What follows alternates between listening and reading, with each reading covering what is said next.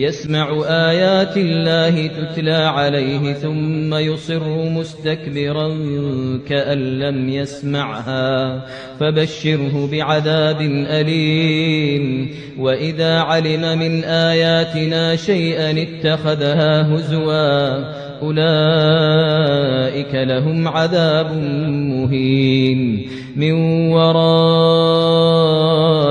جهنم ولا يغني عنهم ما كسبوا شيئا